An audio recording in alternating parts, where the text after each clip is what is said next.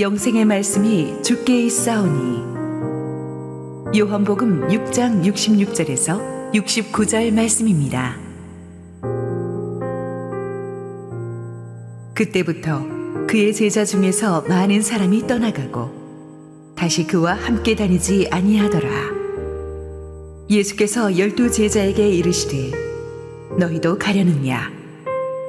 시몬 베드로가 대답하되 주여, 영생의 말씀이 주께 있사오니 우리가 누구에게로 가오리이까? 우리가 주는 하나님의 거룩하신 자이신 줄 믿고 알았사옵나이다.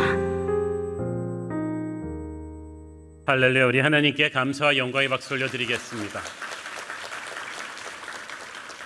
우리 축복된 주일, 우리 주님의 전에 나오신 모든 성도님, 우리 실시간 온라인 생방송으로 함께하고 계신 국내 모든 성도님들에게 하나님의 평강이 넘치도록 임하기를 축원합니다.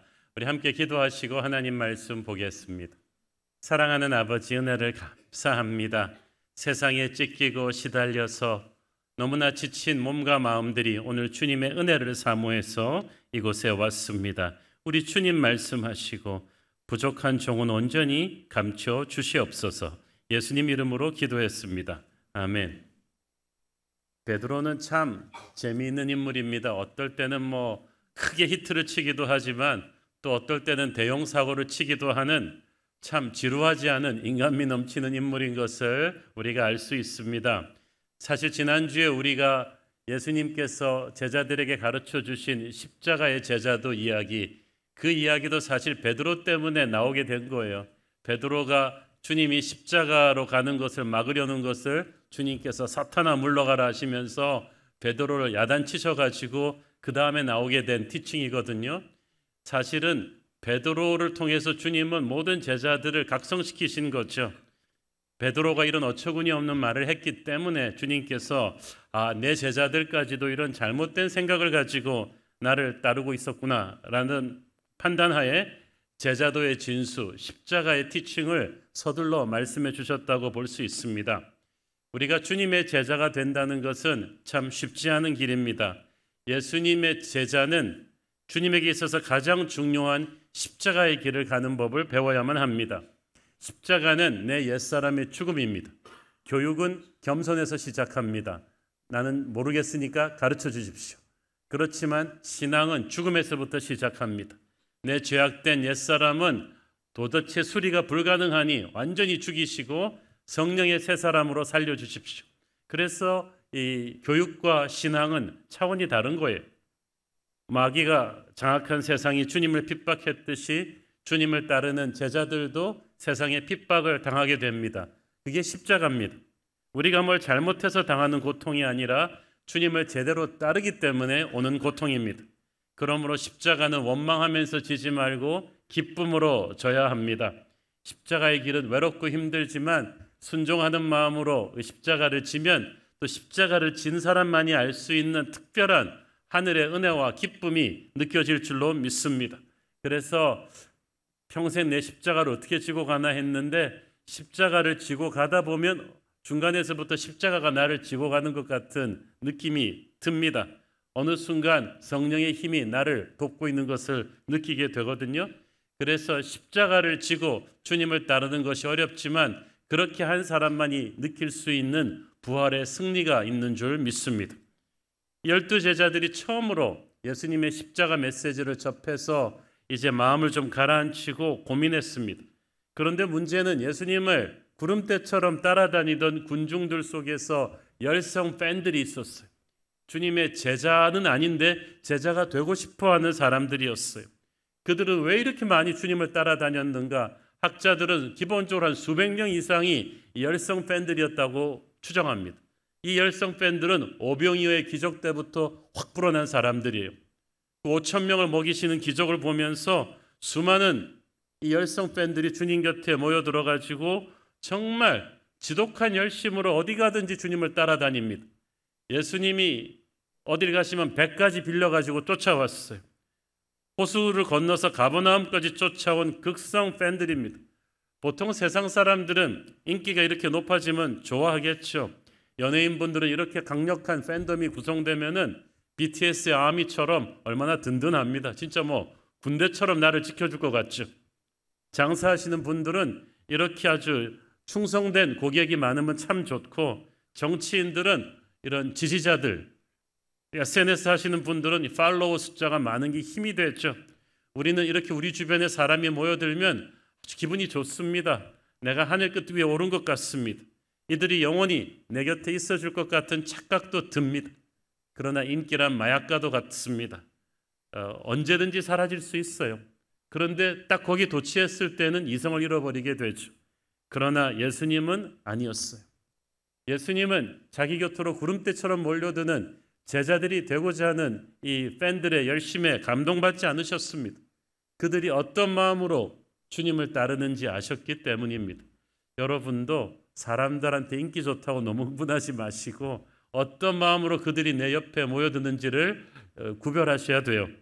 요한복음 6장 26절, 예수께서 대답하여 이르시되 내가 진실로 진실로 너희에게 이르노니 너희가 나를 찾는 것은 표적을 본 까닭이 아니요 떡을 먹고 배부른 까닭이로다. 예수님은 뭐 정확하게 그들의 속내를 꿰뚫어 보고 계셨습니다. 그들은 오병이어로 5,000명을 먹이신 주님의 기적에 매료되었습니다. 그때부터 그들은 예수님 따라다니면 앞으로 먹을 거 입을 거 걱정 하나는 없겠구나. 그리고 이 정도 능력을 가진 인물이면 우리가 조금만 힘을 실어드리면 장차 임금이 될 수 있지 않겠는가? 그럼 그가 로마를 몰아내고 새 정권을 세우면 그와 함께 고생했던 우리들은 다 호의호식하게 되겠지. 이런 시나리오를 머릿속에 그리고 예수님을 따랐던 거예요. 그러니까 그들은 예수님을 따르는 대가로 훗날 예수님이 자신들에게 성공이라는 야심을 채워줄 것으로 기대했습니다. 이걸 가리켜서 조건부 헌신이라고 합니다. 지금 주님 위해 고생할 테니 나중에 나를 잊지 마시오. 그거죠. 오래전에 저는 한 정치 지도자와 식사하면서 이런 말을 들었습니다. 목사님, 어떨 때는 반대편보다 지지자들이 더 무섭습니다. 왜냐하면 당선되고 나서는 당신을 찍어줬으니까 당신은 이제 우리에게 뭔가를 해줘야 된다는, 반드시 청구서를 들이민다는 거예요. 그 청구서를 제대로 처리해 주지 않으면 얼마나 무섭게 지지자들이 안티로 돌아서는지 모른대요. 예수님께 몰려든 청중들도 마찬가지였죠. 예수님을 따르는 대가로 그들은 끊임없이 예수님에게 청구서를 들이밀 것입니다. 오병이어의 기적을 또 보여달라, 떡을 또 달라, 끊임없이 요구하겠죠. 자신들의 욕망을 채워줄 떡이 더 이상 주어지지 않으면 그들은 뒤도 안 돌아보고 주님을 버릴 사람들이었습니다. 그래서 예수님께서 그들에게 바로 십자가 복음 이야기를 들려주신 것입니다.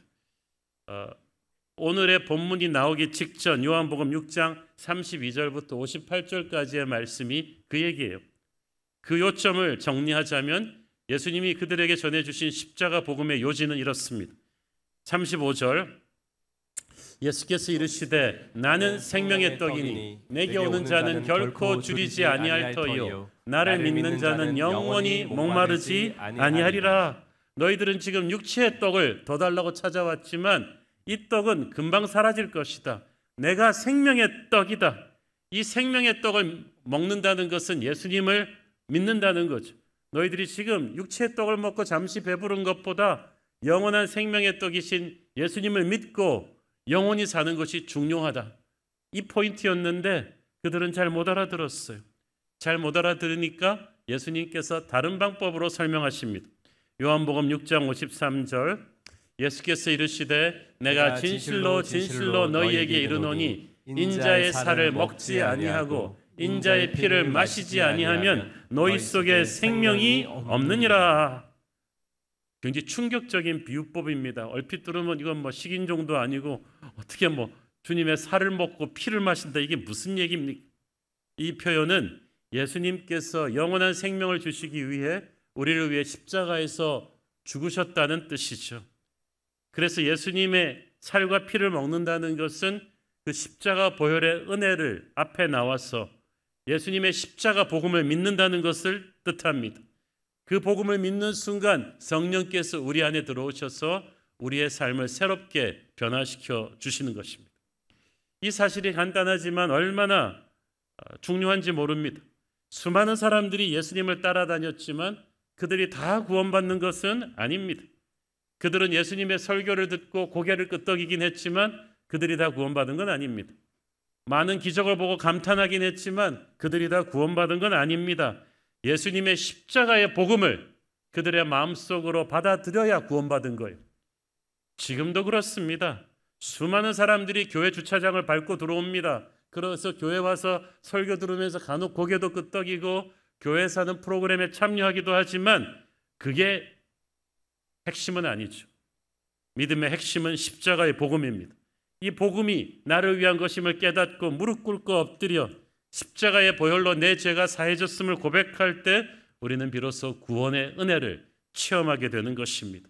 영원한 생명을 선물로 받게 되고 그때부터 그가 진짜 교인이 되는 거죠. 크리스천이 되는 거예요.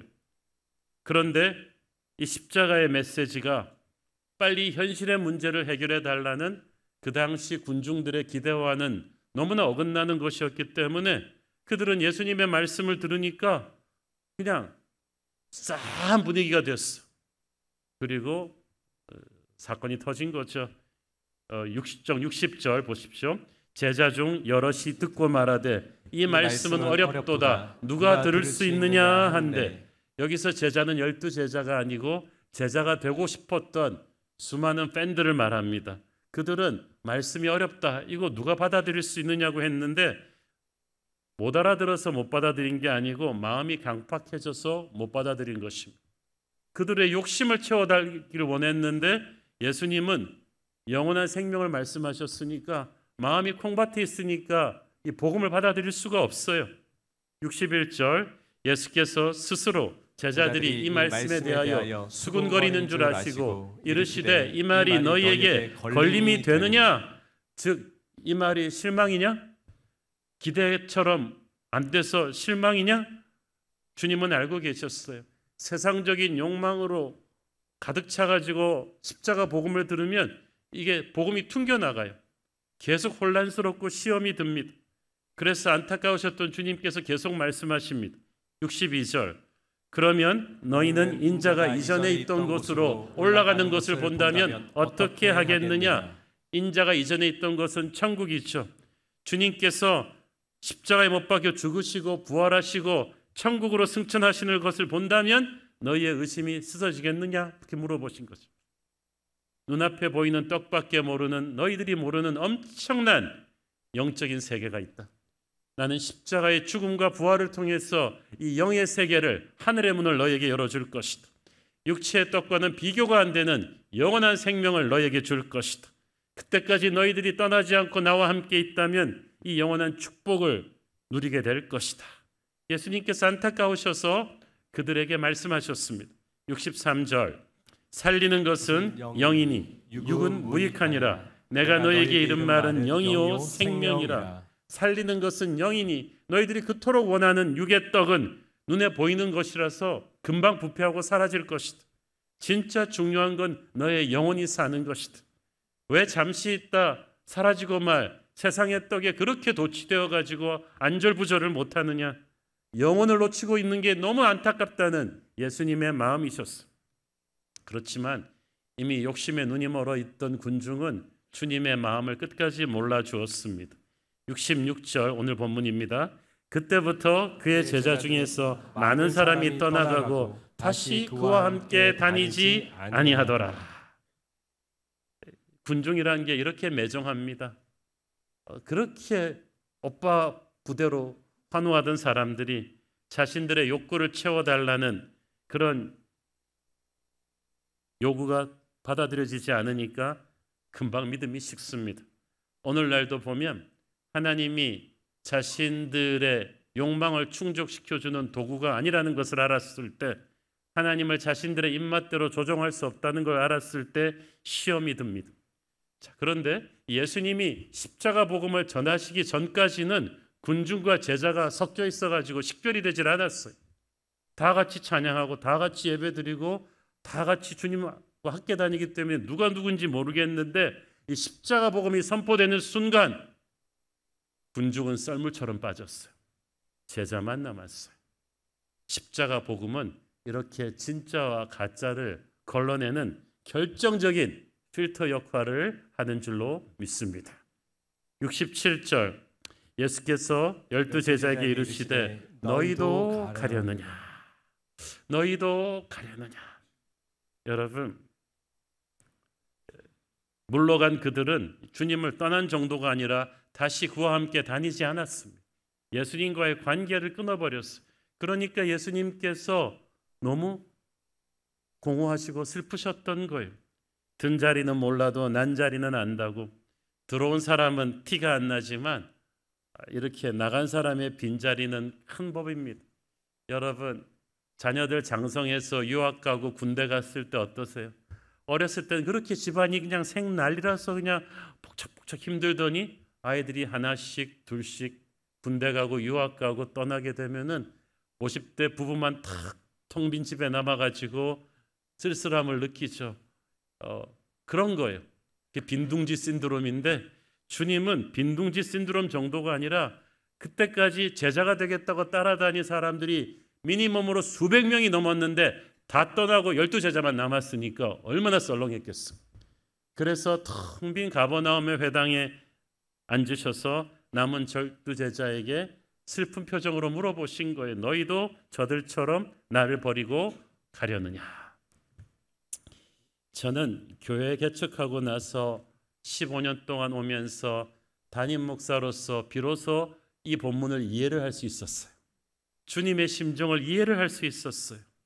가장 목회하면서 힘들 때가 언제냐고 제게 물어보신다면, 아니 교회 개척해서 목회한 모든 담임 목사들에게 물어보신다면 사람들이 떠날 때예요. 교인, 간사님, 장로님, 목회자 할 것 없이 오랫동안 평생 같이 가고 싶었던 사람들이 떠날 때는 마음이 아프고 외롭기 그지없어요. 그 트로트 가사도 있잖아요. 정두고 사랑준이 떠나갔더니 좀 그런 건데 어떤 분이 묻습니다. 아니 새로운 교회는 한 달에 막 100명씩 새가족들이 그렇게 많이 들어오는데도 한 명 떠나는 게 그렇게 슬프세요? 슬프죠. 그게 목자의 마음입니다. 하나님의 아들이신 예수님도 그러셨을 것입니다. 예수님은 그 수많은 팬들을 일부러 쫓아내신 게 아니에요. 그들 한 사람 한 사람이 다 십자가 복음을 제대로 이해하고 제자가 되어서 주님과 함께 끝까지 가기를 원하셨어요. 그런데 그 마음을 몰라주었던 것입니다. 우리 주님도 그러셨어요. 이때 우리 베드로가 탁 나섭니다. 베드로는요 대형 사고도 치지만 정말 기가 막힌 타이밍에 딱 나서서 주님의 마음을 탁 위로해 주는 멋있는 사람이었어요. 여러분에게 베드로의 은사가 임하기를 바랍니다. 68절 봅니다. 시몬 베드로가 대답하되 주여 영생의 말씀이 주께 있사오니 우리가 누구에게로 가오리이까? 자, 여러분, 베드로가 주여 우리는 의리 빼면 시체입니다 이렇게 말하지 않았어요. 생명의 말씀이, 영원한 생명의 말씀이 주께 있기 때문에 우리는 가지 않습니다. 이게 믿음 생활의 핵심이죠. 그냥 의리로 정으로 주님 곁에 있는 게 아니에요. 주님께서 생명의 말씀의 근원이시기 때문에 이걸 붙들고 신앙생활해야 돼요. 이걸 붙들고 교회생활하는 거예요. 변덕스러운 사람들의 분위기에 휩쓸리지 마십시오. 그런 신앙은 기복이 심합니다. 여러분은 예수님에게 시선을 딱 고정하고 변치 않는 생명의 말씀을 붙들어야 되는 줄 믿습니다. 사탄은 항상 교회를 흔들거든요. 신앙생활을 흔들거든요. 그때 여러분은 사람들의 분위기에 휘둘리지 말고 생명의 말씀이신 주님을 바라보기를 바랍니다. 수많은 군중이 떠났지만 이 말씀을 붙들고 주님을 곁을 지켰던 11 제자들이 세상을 변화시켰어요. 교회 지도자들이 되었어요. 사도행전에 나오는 로마 제국을 뒤엎는 그 놀라운 역사는 주님 곁에 남은 그 제자들로 충분했다는 거예요. 베드로가 단순히 말씀이라고 하지 않고 영생의 말씀, 영원한 생명의 말씀이라고 했다는 것을 주목하십시오. 베드로는 말씀의 살아있는 능력을 체험한 사람이에요. 그에게 있어서 말씀은 딱딱한 이론이 아닙니다. 영원한 생명이 그 말씀 안에서 폭발하고 있는 능력이에요. 이 땅의 육체적인 생명을 뛰어넘는 영원한 하늘나라의 생기가 그 말씀 안에 담겨 있고, 그 말씀을 여러분이 오늘 믿음으로 받을 때 하늘의 생명이 여러분에게 들어오는 줄 믿습니다. 이 하늘의 생명력이 말씀을 통해 우리에게 들어올 때 축 늘어져 있던 영혼이 다시 살아나는 거예요.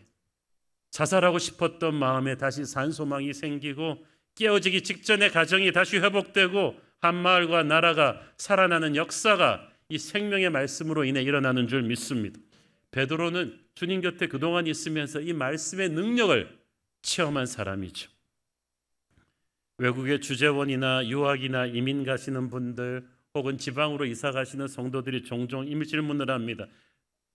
제가 어디로 가는데 목사님 어떤 교회를 찾아가야 합니까?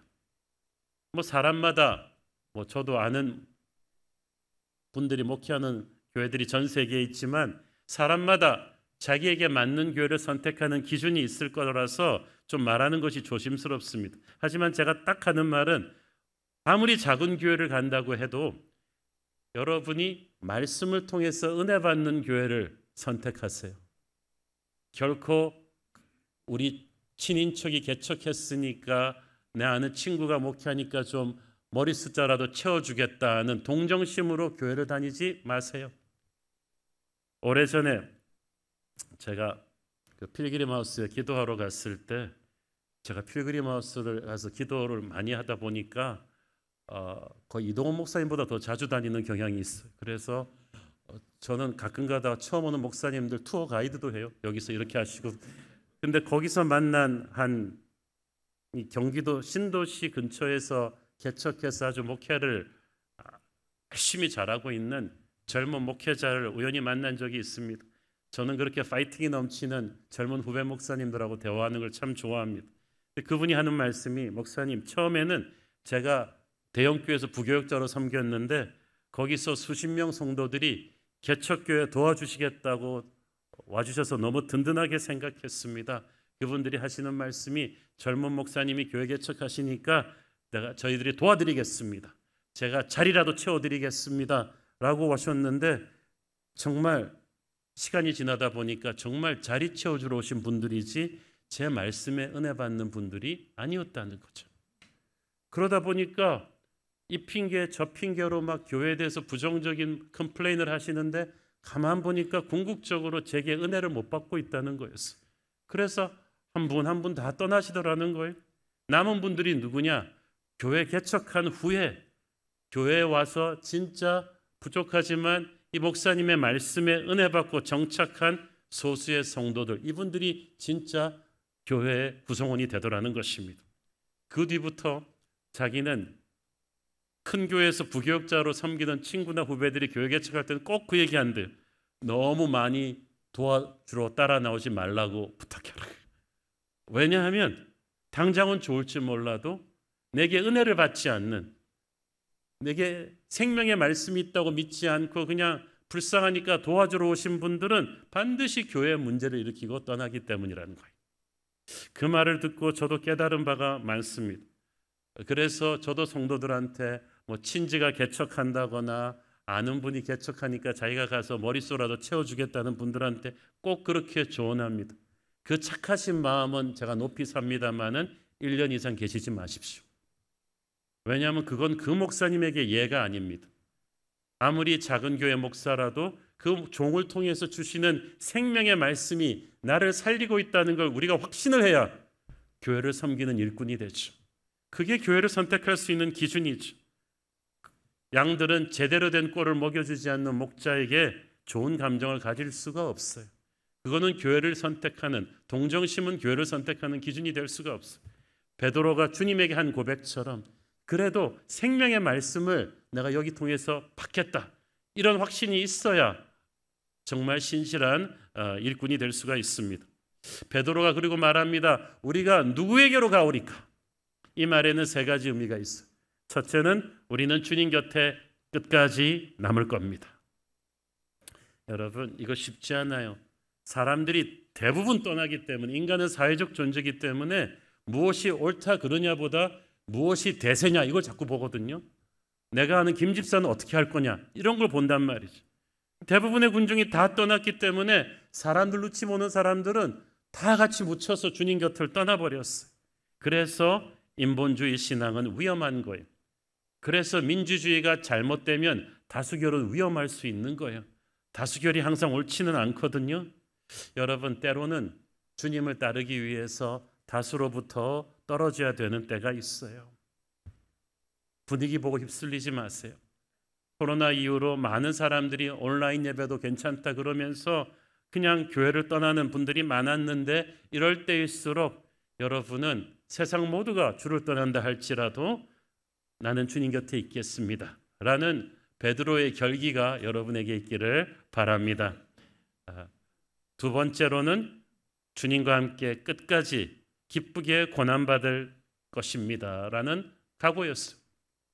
축복과 기적은 사람들을 많이 모이게 합니다. 나를 따라가면 축복받을 거예요, 기적 얻을 거예요 하면은 사람들이 많이 모이지만, 나를 따르는 길은 십자가 길이에요 그러면 막 썰물처럼 빠져버리죠. 그런데도 베드로가 우리가 네게로 가오리까 고백한 것은 주님의 십자가라 할지라도 따라갈 것입니다. 여러분, 주님을 따르는 길은 십자가 가시관을 쓰지 않고서는 면류관으로 갈 수 없는 길이에요.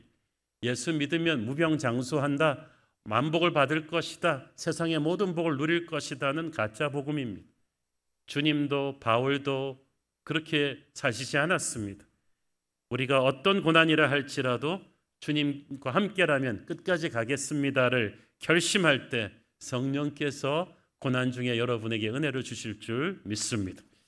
셋째로, 주님 곁에 끝까지 남겠다는 것은 주님 외에는 다른 어떤 것에도 만족할 수 없다를 고백하는 거죠. 69절을 보세요. 우리가 주는 하나님의 거룩하신 자이신 줄 믿고 알았사옵나이다. 이 거룩이라는 단어는 하나님께만 적용되는 단어예요. 아무한테나 갖다 붙이지 않았어요. 그렇기 때문에 베드로는 주님은 특별하시다는 거예요.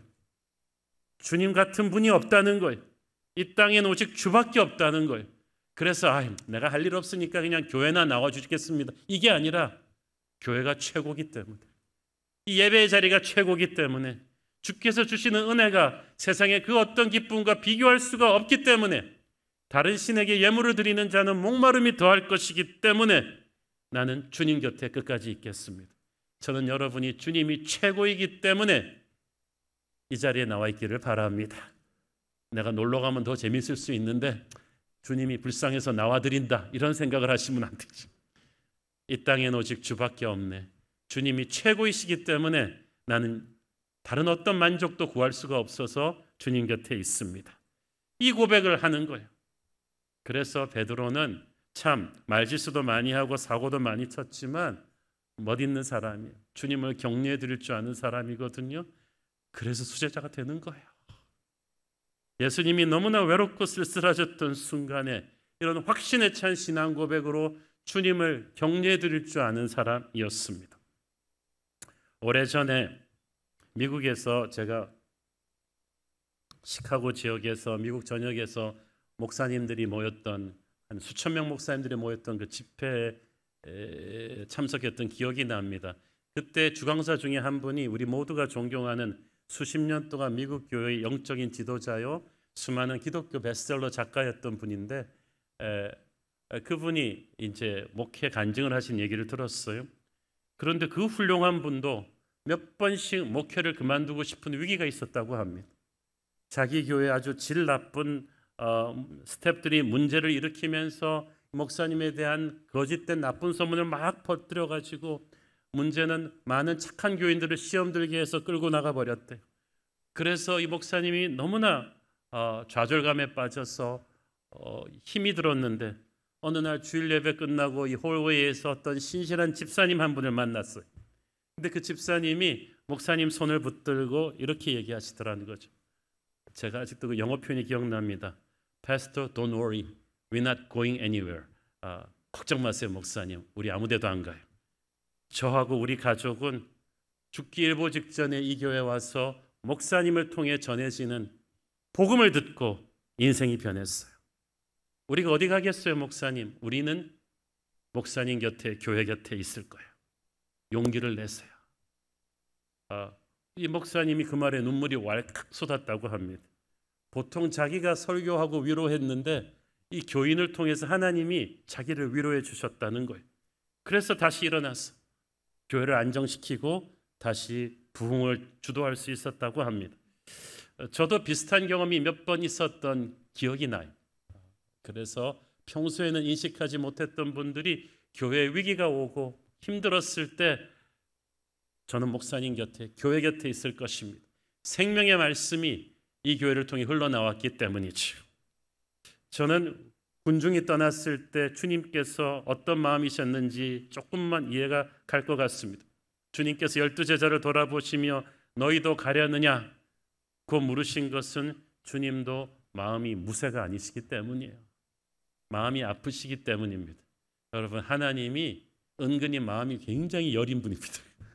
그러니까 여러분은 하나님의 마음은 무쇠 심장이라고 그렇게 하나님한테 막 해도 되는 거 아니란 말이죠. 사실 우리 생각에 하나님은 전능하신 분인데 하나님이 우리를 위로해 주셔야지 뭐 언감생심 우리가 하나님을 위로해 드려야 되나? 그러나 그렇지 않아요. 찬송가 가사 중에 그거 있잖아요. 주님도 때로는 울기도 하셨네. 날 주관하셔서 뜻대로 하소서. 저는 이 기가 막힌 찬송가 가사를 누가 썼는지는 몰라도 바로 이때 주님의 겟세마네에서 주님을 본 제자의 마음으로 또 사람들이 주님을 떠날 때 바라보았던 베드로의 마음으로 쓴 찬송 같아요. 저도 가끔씩은 우리 주님께서 우리가 드리는 고백에 위로받으신다고 믿습니다. 하나님은 세상을 너무나 사랑하시는데 세상 사람들은 하나님의 마음을 너무 몰라주고 나이트클럽은 그렇게 빽빽하게 가면서 그렇게 주님의 몸된 교회는 떠나는 청년들이 많고 마음이 아프세요. 회개하고 돌아오라는 시그널을 아무리 보내도 잘 돌아오지를 않아요. 한때 주님을 따랐다가도 세상 쾌락을 쫓아 떠나간 사람들도 얼마나 많습니까? 그렇지만 베드로처럼 세상이 뭐라 해도 끝까지 주님 곁에 있으면서 믿음 지키겠다는 소수의 용사들이 있죠. 그런 사람들이 주님께 이렇게 충성을 고백할 때 우리 주님 감격해 하신다고 믿습니다. 저는 여러분과 제가 그런 사람들이기를 바랍니다. 주님은 이 남은 자들을 선택하셨어요. 주님께서 남은 두 제자를 한 명씩 보면서 뭐라고 하셨습니까? 70절 예수께서 대답하시되 내가 너희 12를 택하지 아니하였느냐? 그러나 너희 중에 한 사람은 마귀니라 하시니. 그 마귀라고 불리는 사람은 가룟 유다겠죠. 근데 중요한 건 내가 너희 12를 택하지 아니하였느냐. 베드로가 의리가 있어서 주님 곁에 있는 게 아니에요. 사실 이 말하고 얼마 안 돼서 베드로는 겟세마네 동산에서 주님 버리고 도망갔죠. 인간적인 의리의 한계예요. 그렇지만 그 베드로가 다시 어떻게 제자가 됩니까? 우리 주님이 다시 붙들어 주셨기 때문이에요. 결국 우리를 끝까지 주님 곁에 남게 하는 것은 우리 자신의 의지가 아니었어요. 주님이 우리를 택하셨고 택하신 자를 주님은 반드시 붙들어 지켜주시기 때문이에요. 넘어져도 다시 돌아오게 돼 있어요. 우리는 주님의 택하심으로 끝까지 남은 거지 우리의 의리로 남은 게 아니거든요. 그래서 이게 믿음 생활의 핵심입니다. 내가 주님 손 잡는 게 아니라 주님이 내 손 잡는 거예요. 아발론의 CCM 가사에 그런 게 Can't Live a Day라는 아주 멋있는 찬양인데 그 가사의 한국어 번역에 그게 있어요. 주님 사랑의 팔로 날 감싸주지 않는다면 나는 한순간도 살 수가 없다. 단 한순간도 나의 의지로 버틸 수는 없다는 거예요. 또 한 가지 주목할 사실은 예수님께서 썰물처럼 자기를 떠나는 사람들을 보고 가슴 아파하시긴 했지만 결코 그들을 붙잡지는 않으셨다는 사실. 그들을 붙잡기 위해 야야 농담이다. 십자가 메시지 반만 잘라서 이러지 않으셨다는. 그는 군중을 붙잡기 위해 복음을 타협하지 않으셨어요. 교회는 사람 늘리기 위해서 십자가 복음을 타협해서는 안 돼요. 복음에다가 설탕물을 섞어서 전할 수가 없다는 거예요. 십자가 복음을 있는 그대로 전해야 되고, 그걸 감당하지 못한 사람들이 떠나는 건 나쁜 게 아니에요. 오히려 건강한 교회를 만들기 위한 어쩔 수 없는 과정입니다. 인간적으로는 힘들죠. 그렇지만 궁극적으로 그게 맞아요. 우리도 주님 가신 길을 가는 동안 사람들이 우리를 떠나는 경험을 많이 하게 될 것입니다. 근데 그때마다 마음을 잘 다스려야 돼요. 영혼을 사랑하는 거랑 사람에게 집착하는 건 다른 얘기거든요. 우리는 자꾸 우리를 떠난 사람들에 대해서만 아쉬워합니다. 하지만 그들이 우리에게 처음 온 것도 하나님의 섭리였듯이 그들이 떠나는 것도 하나님의 섭리임을 인정하고 너무 집착하고 떠난 사람들을 원망하고 그러지 말아야 돼요. 나를 버리고 떠나는 님은 심리도 못 가서 발병 나버려라, 뭐 이런 그렇게 해서는 안 된다는 거지. 그냥 축복하고 보내는 거예요. 그리고 남은 자들을 보십시오. 하나님은 어제의 하나님이 아니라 오늘의 하나님이십니다. 떠난 자들의 하나님이 아닌 지금 내게 남은 자들의 하나님이십니다. 이 남은 자들로 충분하다고 하세요. 수백 명 떠나고 12명 남고 그 중에 1명 배신하고 11명만 남았지만 그 11명이면 충분했어요. 초대교회 불같은 성령의 바람을 일으키고 전 세계에 사도행전적인 부흥을 일으키는 초석으로 쓰기에 딱 11명이면 충분했다는 거예요. 여러분, 수류탄 수백 개 있는 것보다 이 조그만 핵폭탄 하나 있는 게 훨씬 파워풀하잖아요.